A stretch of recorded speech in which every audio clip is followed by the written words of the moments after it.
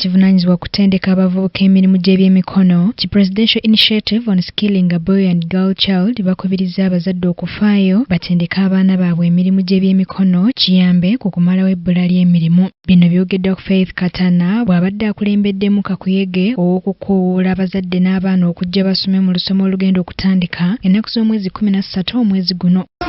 N'omutima ddala omulimu naye nalaba tutambulanga amazima b'abaana nga mubakunga nga muboogera njagala kwebaza bakawete kubanga nze nagenda ekawete.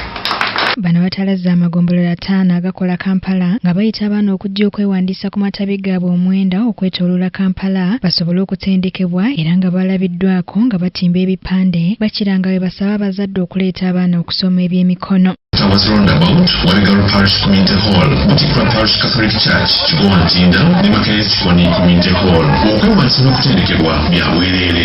Okwewandiisa okuyiga okukanika okubajja okukola amazzi byabwerere wano ennakulabye wali mu kikoli nawano ewange kubaze wano mu kiwunyi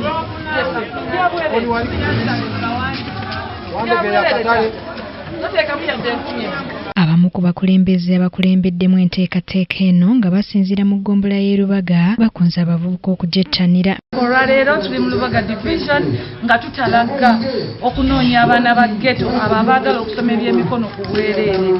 Twabitaddemu engatu ne tugamba katuyingire eno munda tulabe nga tujjayo omwana oyo owa wansi ddala asobole okubeera nga naye agabana ku keeki y'eggwanga.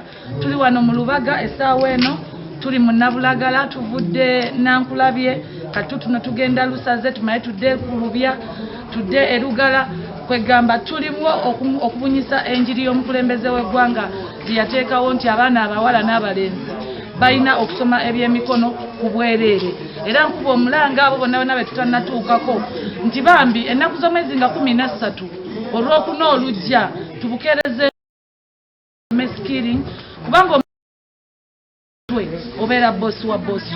Twogeddeko n'abamu ku bavubuka abaaganyulwa mu sikiringi ne basaba abavubuka bannaabwe naddala mu ziggeto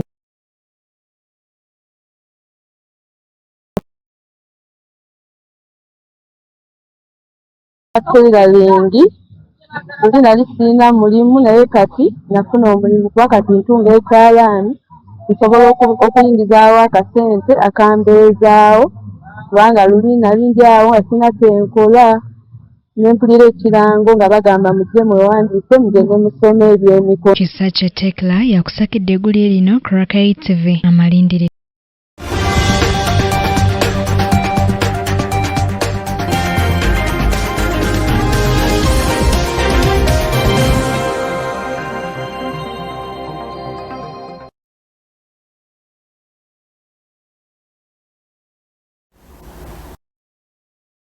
Mboozi yaffe oba mu kanyumiro kaffe ak'ebyobulamu olunaku olwaleero tukuleetedde omukugu ng'akunnyonnyola ku kirwadde ky'ensimbu butya bw'oyinza okukijjanjaba.